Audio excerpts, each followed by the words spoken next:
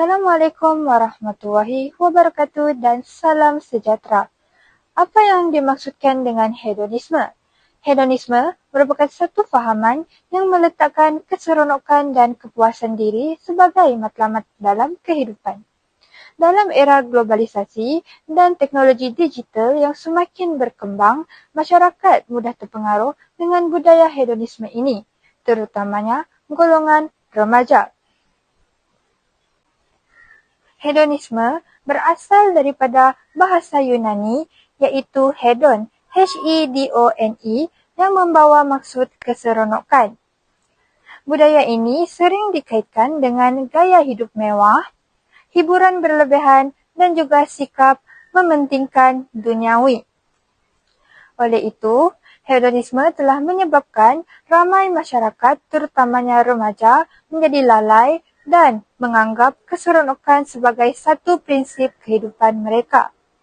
Di Malaysia, budaya hedonisme ini semakin ketara, terutamanya melalui media sosial seperti TikTok, Instagram, dan juga Facebook. Keadaan ini akan memberi kesan negatif terutamanya dalam jati diri, nilai moral, dan juga budaya tempatan dalam kalangan remaja. Oleh itu, kami akan mengupas apakah pengaruh budaya hedonisme barat ini terhadap remaja di Malaysia.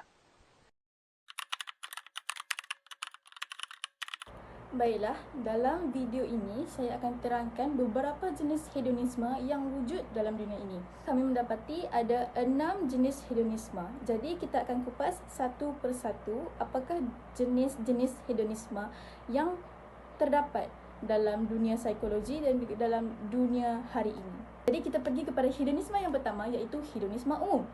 Apa yang dikatakan dengan hedonisme umum ini?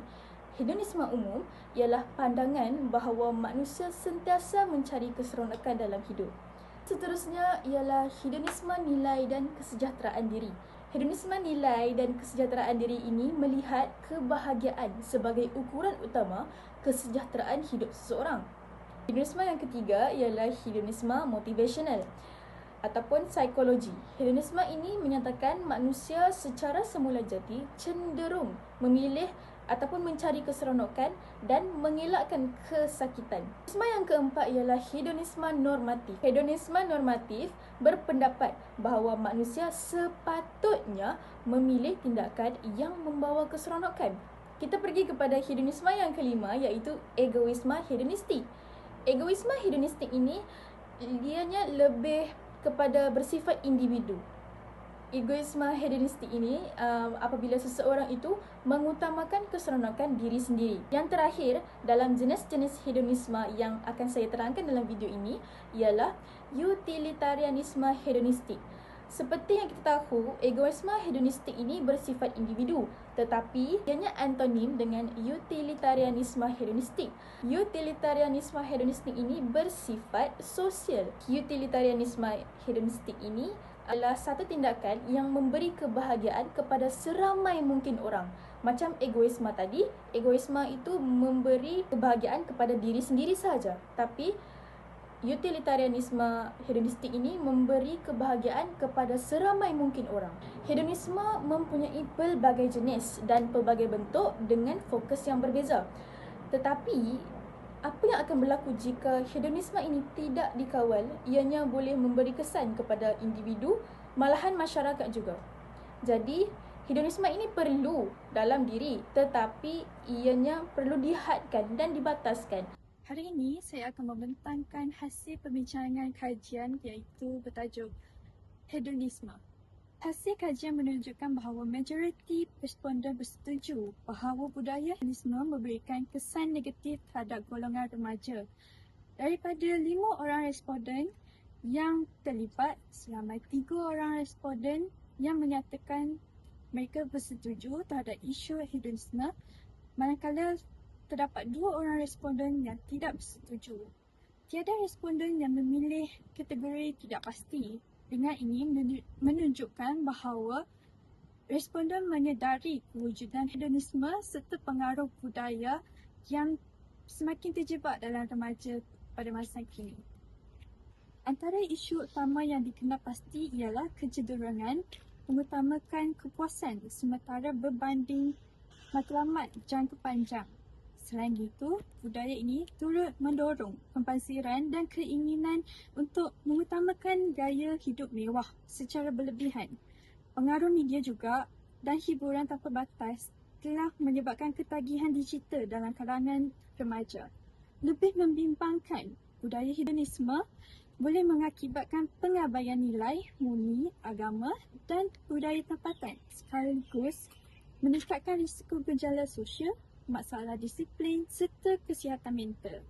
Secara keseluruhannya, hasil kajian membuktikan bahawa budaya hedonisme boleh dikawal dan ditangani dengan berkesan melalui keluarga, sekolah, kerajaan dan masyarakat bagi melahirkan generasi remaja yang lebih seimbang dari segi akademik, sosial dan kesejahteraan hidup. Dalam usaha menangani budaya hedonisme barat, pelbagai pihak harus mempunyai peranan yang berbeza. Antaranya ialah keluarga. Hal ini dikatakan demikian kerana ibu bapa merupakan institut pertama dalam membentuk kepribadian mereka.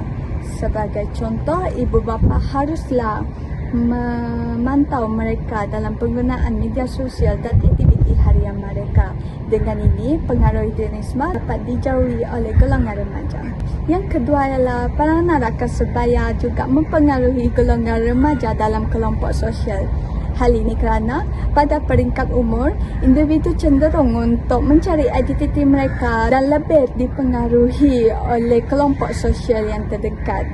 Oleh itu, rakan yang baik dapat mendorong mereka menjauhi budaya tersebut. Yang ketiga, kerajaan negeri dan organisasi belia harus memainkan peranan yang penting dalam menyediakan ruang dan keperluan mereka untuk melibatkan diri mereka dalam aktiviti-aktiviti yang berfaedah. Sebagai contoh, kerajaan haruslah menyediakan kem kepimpinan, aktiviti bersukan dan kebudayaan dapat mengalihkan perhatian mereka serta mengisi masa lapang mereka. Oleh itu, budaya hedonisme dapat dihindari dan dapat dijauhi oleh remaja. Yang terakhir pula, sektor swasta dan industri hiburan tidak dikecualikan dalam membentuk budaya masyarakat yang sihat. Syarikat media, produksi filem haruslah berhati-hati dalam menghasilkan kandungan yang tidak mempromosikan gaya hidup yang berlebihan, kebebasan tanpa batas dan budaya materialistik. Dengan hal yang demikian, industri media dapat menghasilkan karya yang menekankan nilai seperti kesederhanaan, usaha dalam membendung budaya hedonisme ini.